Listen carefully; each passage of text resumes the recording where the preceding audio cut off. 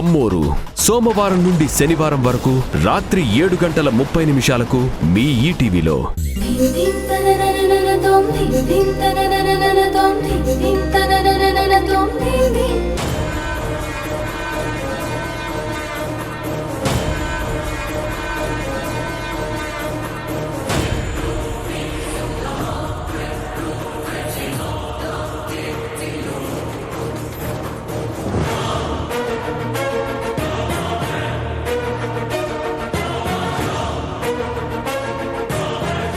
ధ్రువ ధ్రువ ధ్రువ ధ్రువ ఇక్కడ ఇక్కడ ఇక్కడ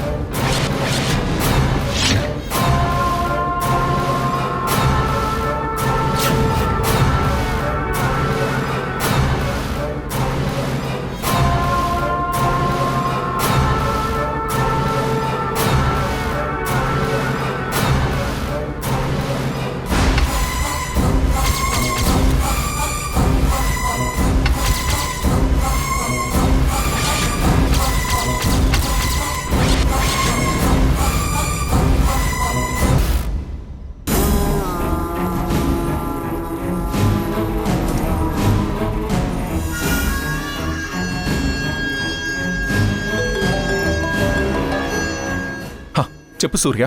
బావా ఒక్కడే వచ్చాడు, వాణ్ణి పట్టుకుంటాను. నేను వస్తున్నాను.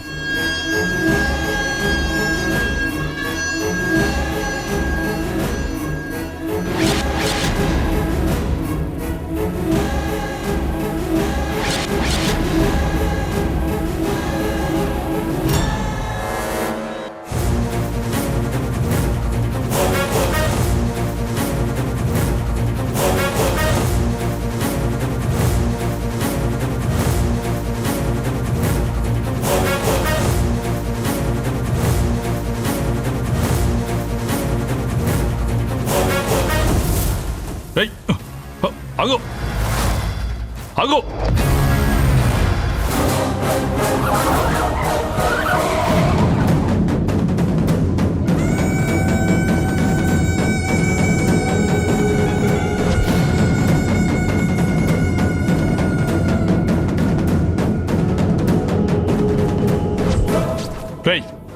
ఎవడ్రా నువ్వు?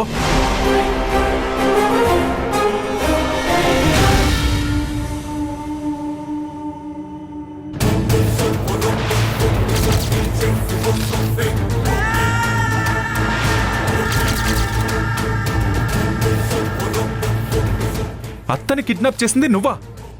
అయ్యో ధ్రువ, నేను కిడ్నాప్ చేస్తానంటే నువ్వు నమ్ముతావా? నాకంత సీన్ లేదు. మరి నీకేం పని? నేను ధ్రువకి డబ్బులు ఇవ్వటానికి కొన్ని అప్పులు చేశాను. నువ్వు ఆ సైమన్ కంపెనీ వాళ్ళని మోసం చేయటంతో వాళ్ళు తీసుకున్నవన్నీ కట్టమని నా పీక మీద కూర్చున్నారు. అంత డబ్బు ఎక్కడి నుంచి తీసుకురావాలి? అదే టైంలో నాన్నకి మల్లిక ఆంటీ దగ్గర నుంచి మీ నంది తాత కనిపించటం లేదని కాల్ వస్తే ఆ సిచ్యువేషన్ని వాడుకుందాం అనుకున్నాను. అంతకు మించి నాకేం తెలియదు ధ్రువ. గ్రీష్మ, నీకేమన్నా పిచ్చి పట్టిందా? అంతలా డబ్బులు కావాలంటే నన్ను ఒక మాట అడగొచ్చు కదా. నేను ఎలాగోలా అరేంజ్ చేసేవాణ్ణి. డబ్బు కోసం ఇంత దిగజారిపోతావు అనుకోలేదు. ఈ పరిస్థితి నాకు తెచ్చింది నువ్వే. పైగా నా తప్పైనట్టు మాట్లాడుతున్నావేంటి? ఆపు. డబ్బు అవసరం అందరికీ ఉంటుంది, కానీ అది ఎలా సంపాదిస్తామనే దాని మీదే మన క్యారెక్టర్ ఆధారపడి ఉంటుంది. ఈ రోజు నువ్వు డబ్బు కోసం ఏదైనా చేస్తావని ప్రూవ్ చేశావు. ఇలాంటి పరిస్థితినా నువ్వు అవకాశంగా తీసుకోవాలనుకుంది?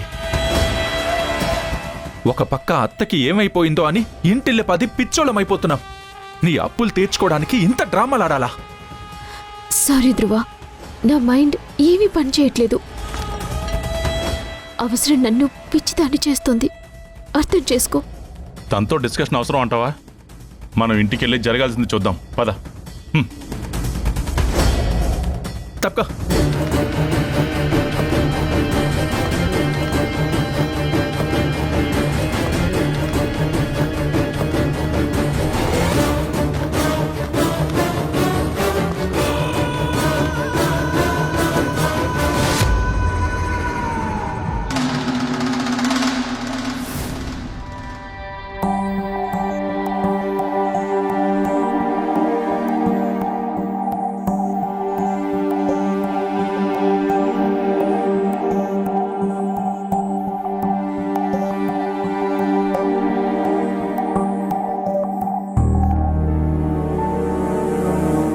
నందితమ్మని తీసుకొచ్చారా?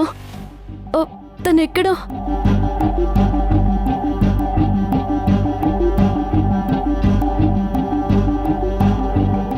నందిత ఎక్కడ సూర్య? ఏమైంది?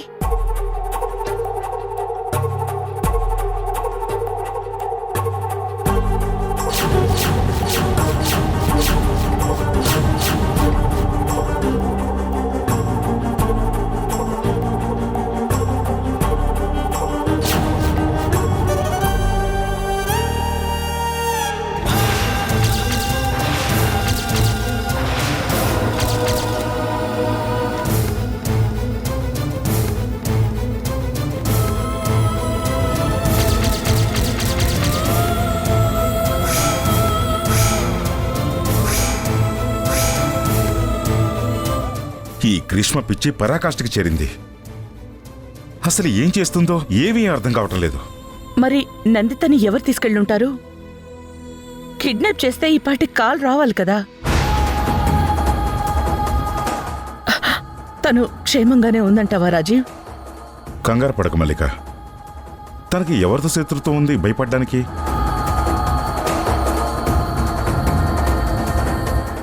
ఇంటి గుమ్మం దాటి బయటికి వెళ్ళలేని తనని ఏదైనా చేయాల్సిన అవసరం ఎవరికి ఉంటుంది? ఇక మనం పోలీసులను ఆశ్రయిద్దాం. ఇలాంటి విషయాలు కొంచెం అనఫిషియల్గా డీల్ చేయాలి రాజీవ్. అర్థమైంది. పోలీసులు ఇంటికి పిలిపిస్తాను.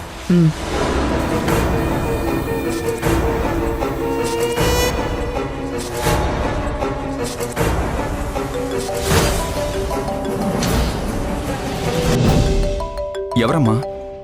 చంద్రన్న. చెప్పు చంద్రన్న. మేడం, నందిత మేడం ఇక్కడ దాసుగారి సమాధి దగ్గరే ఉన్నారు.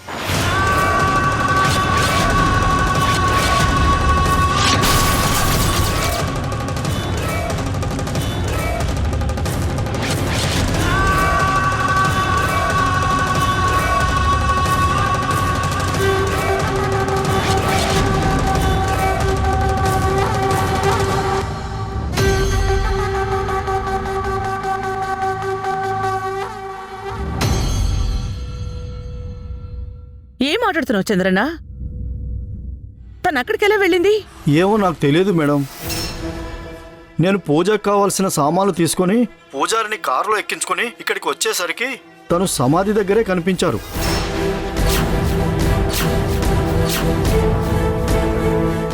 వెంటనే మీకు కాల్ చేస్తున్నాను.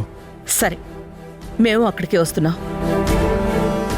రాజీవ్, నందిత సమాధి దగ్గర చంద్రన్న కనిపించిందంట. సరే, ముందు మనం అక్కడికి వెళ్దాం పదండి. పదండి.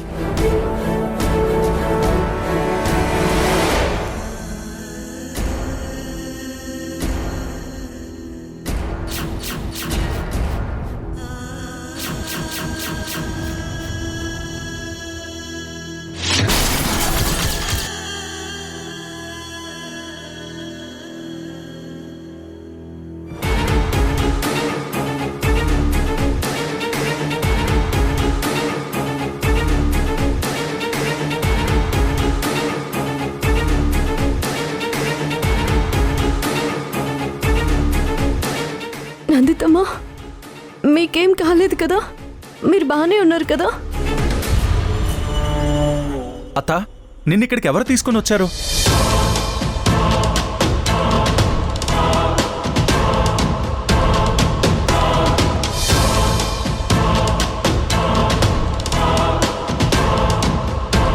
తనిక్కడికి ఎలా వచ్చుంటుంది రాజీవ్? అదే నాకు అర్థం కావట్లేదు.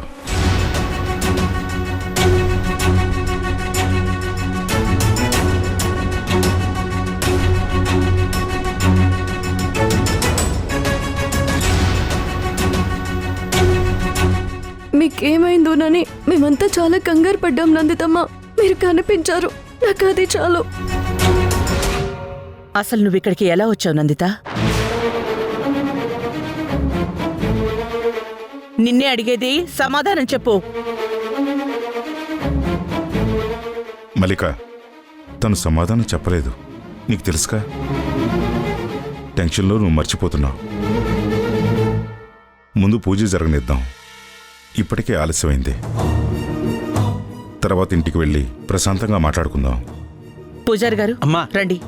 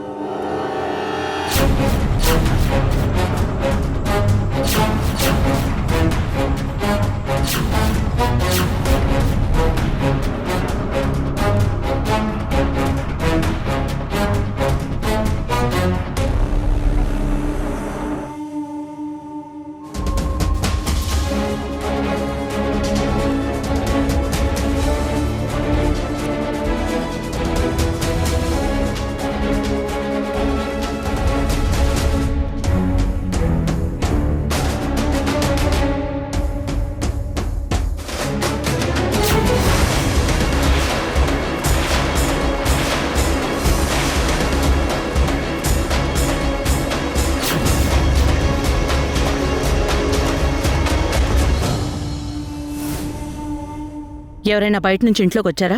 మేడం, ఈరోజు పొద్దున్నే 5ంటికి ఎస్టేట్ నుండి వసుంధర మేడంని భాస్కర్ సార్ కలవడానికి వచ్చారు.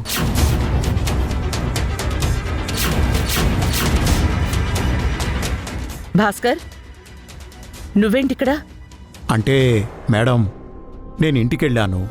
మీరందరూ సమాధి దగ్గరికి వెళ్ళారని వాచ్మెన్ చెప్తే ఇక్కడికి వచ్చాను మేడం. పొద్దున్నే మీరింటికొచ్చారని వాచ్మెన్ చెప్పాడు? అవును మేడం. ఈరోజు కార్తీక్ వాళ్ళ నాన్నకి హాస్పిటల్లో చెకప్ ఉంది. తను వైజాగ్ వస్తుంటే నాకు వసుంధర్ని చూడాలనిపించి వచ్చాను మేడం.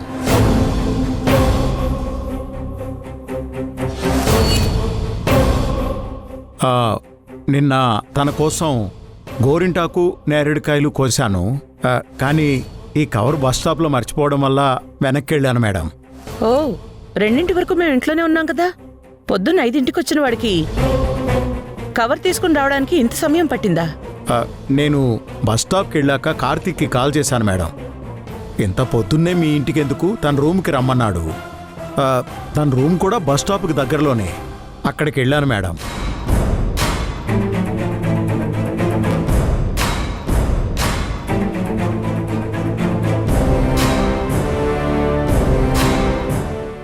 వాళ్ళు హాస్పిటల్కి బయలుదేరేసరికి నేను ఇటు వచ్చాను. కావాలంటే కార్తీక్కి కాల్ చేసి కనుక్కోండి మేడం. మల్లిక, ముందు పూజ కానిద్దాం, తర్వాత ఇంటికి వెళ్ళి ఇవన్నీ మాట్లాడుకుందాం.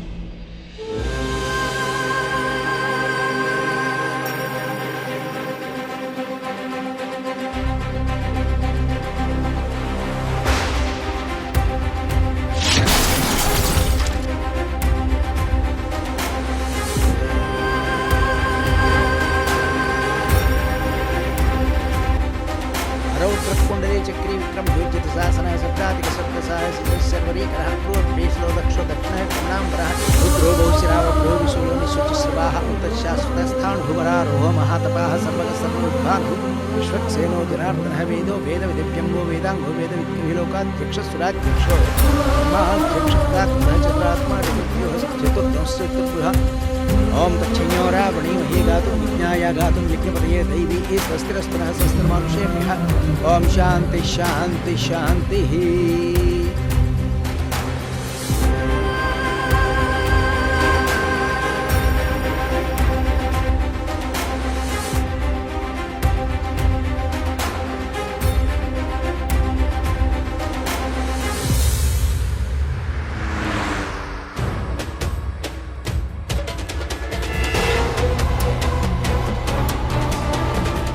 రాజీవ్, ఆ భాస్కర్ చెప్పిన దాంట్లో నాకేదీ నిజం అనిపించట్లేదు.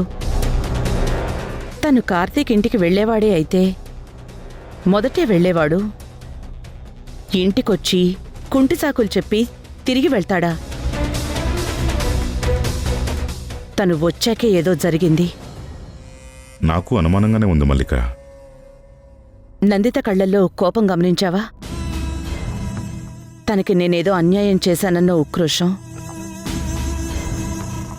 ఇంకా ఎంతకాలం మోసం చేస్తావు అని గుచ్చిగుచ్చి చూస్తున్న ఆ బాధ. తన కళ్లలో ఈరోజు కోపం కాదు, విపరీతమైన తెగింపు చూశాను రాజీవ్. తనకి గతం గుర్తుకొచ్చిందేమోనని భయంగా ఉంది.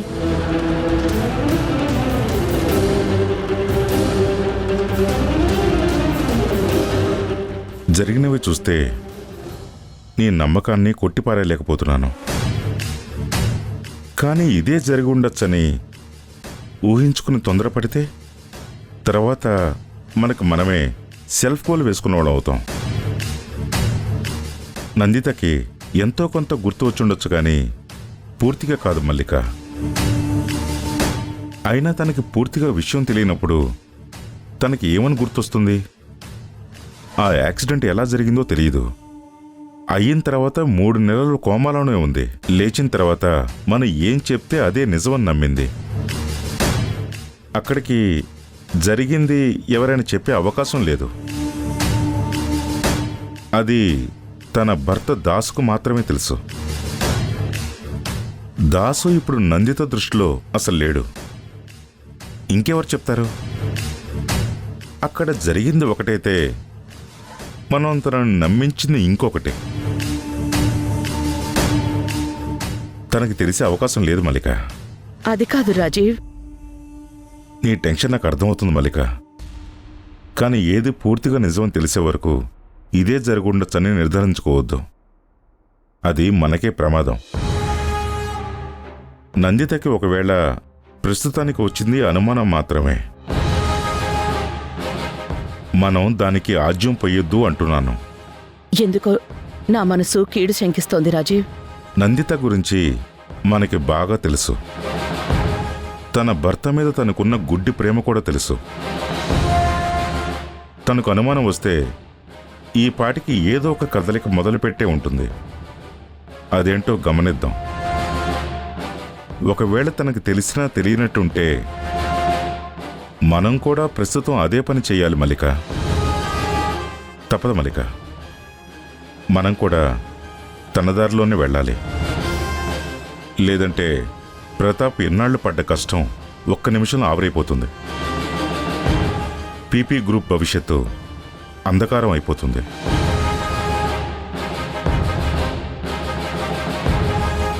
మల్లిక, నాకు ఆఫీసులో ముఖ్యమైన మీటింగ్ ఉంది. నిన్ను ఇంట్లో డ్రాప్ చేసి నేను ఆఫీస్కి వెళ్తాను. నేను సాయంత్రం కలుస్తాను. అప్పటి వరకు కొంచెం జాగ్రత్తగా ఉండు. సరే రాజీవ్.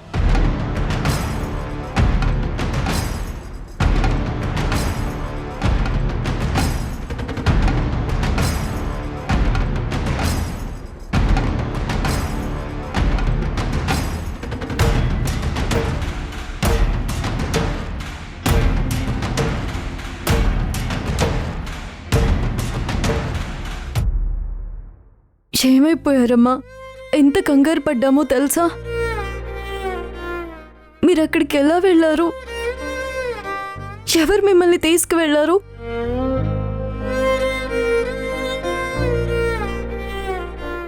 మీరిప్పటిదాకా ఏం అడిగినా చెప్పారమ్మా, అడగకపోయినా చెప్పారు. ఇప్పుడు చెప్పట్లేదంటే నేను అర్థం చేసుకోగలను. మిమ్మల్ని ఇబ్బంది పెట్టను, కానీ మీకు చెప్పుకోవాలనిపిస్తే మాత్రం ఒక్క పిలుపు దూరంలోనే ఉంటానమ్మా. మీరు తిరిగి వచ్చారు, అదే చాలు.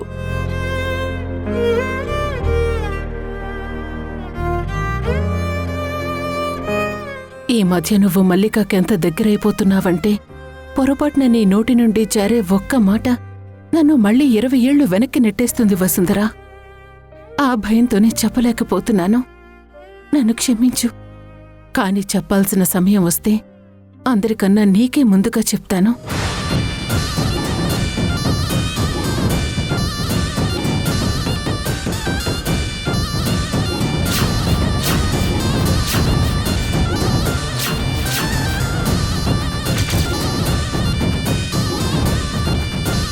రాత్రి పూజ బాగా జరిగిందా నందిత? ఇప్పుడు కొత్తగా నాటకాలు మొదలెట్టినట్టున్నావు. నందితమ్మని ఆ రోజు హాస్పిటల్కి మీరే తీసుకెళ్లారా? నేను కట్టడి చేయడం మొదలు పెడితే ఎలా ఉంటుందో నీ ఊహకు కూడా అందదు. యాక్సిడెంట్ జరిగిందని చెప్పడం ఏంటి మామయ్య? అక్కడ జరిగింది యాక్సిడెంట్ కాదా? చూసుకుందాం మల్లిక. నేను అన్నిటికీ సిద్ధపడే ముందుకు వెళ్తున్నాను. ఇక్కడి నుంచి నా కథ నేను నడిపిస్తాను.